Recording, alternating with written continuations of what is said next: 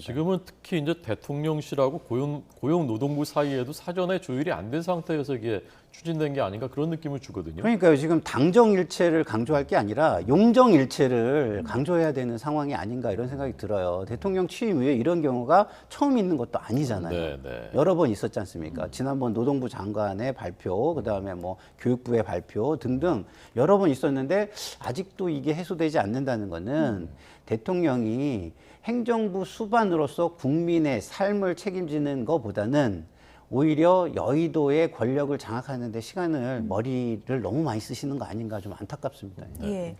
개편안을 놓고 혼선이 계속되니까 야당에서는 또 비판의 수위를 높이고 있는데요. 야권에서 어떤 얘기를 하고 있는지 들어보겠습니다. 이제껏 주 69시간제를 추진해내놓고 이제 와서 주 60시간 이상은 무리라니 대통령도 모르게 정책을 결정했다는 말입니까? 그러면 대통령은 대체 무엇을 보고 정책을 확정한 것입니까? 윤석열 정부는 도깨비가 정책을 결정하기라도 하는 것입니까? 국민의 분노가 들끓자 대통령은 책임 없다며 발을 빼려는 것 아닙니까? 정말 뻔뻔하고 무책임한 대통령실의 태도에 할 말을 잃었습니다. 노동부가 국민 과로사시키는 노동 개편안을 던져 나라를 발칵 뒤집어 놨는데 행정부의 수장인 대통령이 아무것도 몰랐던 양 능청맞게 유감을 운운했습니다. 중국집 사장이 짜장면 처음 보는 것처럼 굴고 있습니다.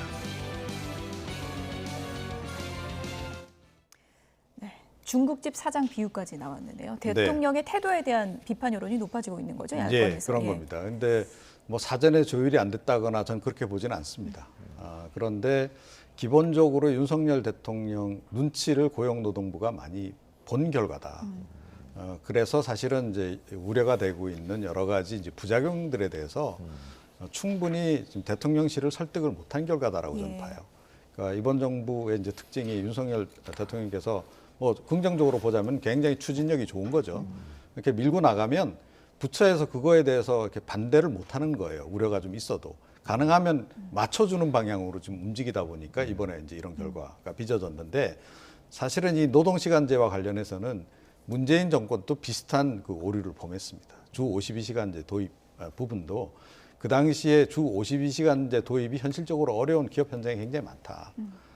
특히 대기업하고 중기업하고 소기업하고 그 규모에 따라서 굉장히 차이가 커요. 이 현장의 그 상황이라고 하는 것이.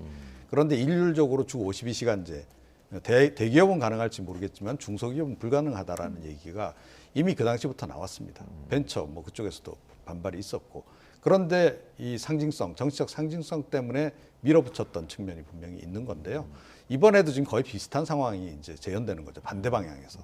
그래서 사실은 이거는 주 52시간제부터 시작해서 뭐 추가적으로 어느 정도 이제 유연화를 할 건지 부분에 대해서는 정말로 현장에 대한 철저한 그 조사가 필요하다라고 저는 생각을 해요. 그래서 고용노동부가 1차적으로 그걸 잘 해야 되겠죠. 그래서 기업 규모에 따른 또는 업종에 따른 차이가 워낙 크기 때문에 이걸 굉장히 정밀하게 세분화해서 만들지 않으면 이거 현장의 목소리를 다 담기가 어렵고 반드시 부작용이 발생할 수밖에 없는 그런 사안입니다. 그래서 그렇게 좀 접근해 줬으면 좋겠고 야당도 사실은 이렇게 무조건 정치적으로 이거 잘 됐다 싶어가지고 물고 늘어질 사안이 아니에요. 정말로 민생 생각하는 정당이라고 한다면 이재명 대표 요즘에 민생 계속 얘기하던데 노동 현장을 좀 다니면서 이 상황을 좀 청취를 하셔야 돼요. 이재명 대표 왜 스타트업이나 이런 데는 안 갑니까? 그런데 가서 그쪽의 상황도 좀 얘기를 들어보면 무조건적으로 이 정부 쪽에서 지금 이 노동시간제 유연화하겠다는 것에 대해서 반대만 하기가 좀 어려운 그런 요소들이 분명히 존재합니다. 그래서 그런 부분들 지금 양당 다 이렇게 정치적으로 보면 너무 접근해서는 안 된다. 저는 그렇게 생각합니다. 네.